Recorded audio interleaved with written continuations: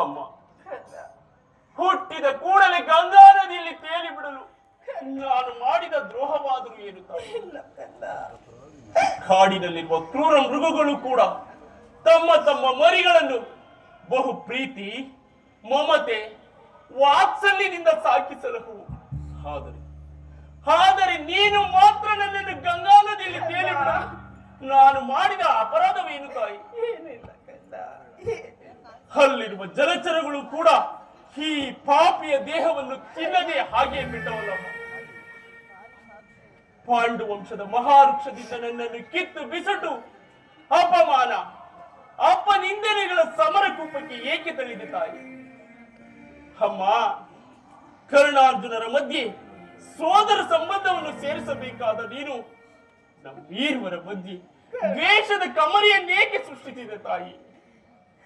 ಈ ಜಗತ್ತೆಲ್ಲವೂ ನನ್ನನ್ನು ಹೀನ, ಸೋತ ಎಂದು ಜರಿದಾಡುತ್ತಿದ್ದಾಗ ಆ ಮಾತುಗಳನ್ನು ಕೇಳಿ ನೊಂದು ಬೆಂದು ಕುಗ್ಗಿ ಹೋಗಿದ್ದಾಗ ಅಮ್ಮ, ನಿನ್ನ ಒಂದೇ ಒಂದು ಮಾತಿನಿಂದ ಅವೆಲ್ಲವನ್ನು ಪರಿಹರಿಸಬೇಕಾಗಿದ್ದ ನೀನು ಹೇಗೆ ಸುಮ್ಮನಾದಿದ್ದಾಯಿ?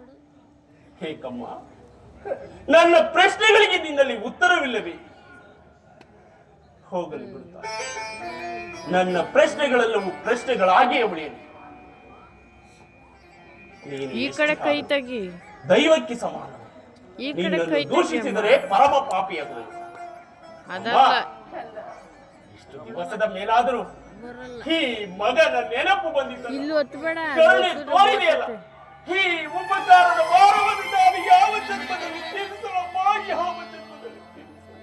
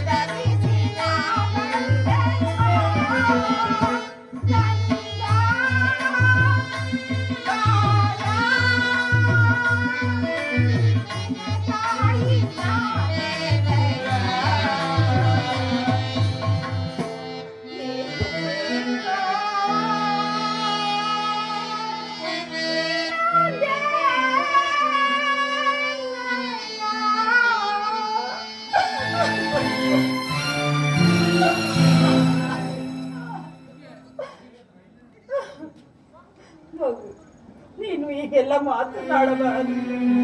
ನಾನು ಮೊದಲೇ ಮುಂದಿರುವೆನು. ನನ್ನ ಮನಸ್ಸಿಗೆ ನಿನ್ನ ಮಾತುಗಳು ಶೂಲದಂತೆ ಇರಿವು.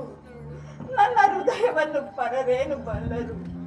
ಬಾಲ್ಯದಲ್ಲಿ ನಿನ್ನ ವಿಚಾರವಾಗಿ ನಾನು ಮಾಡಿದ ಅಪರಾಧವನ್ನು ಯಾರೊಂದಿಗೂ ಹಂಚಿಕೊಳ್ಳಲಾರದೆ ಎದೆಯಲ್ಲಿ ಬಚ್ಚಿಟ್ಟುಕೊಂಡು ಅದೆಷ್ಟು ಕಷ್ಟ ಅನುಭವಿಸಿದನು ಆ ಪರಶಿವನಿಗೆ ಗೊತ್ತು.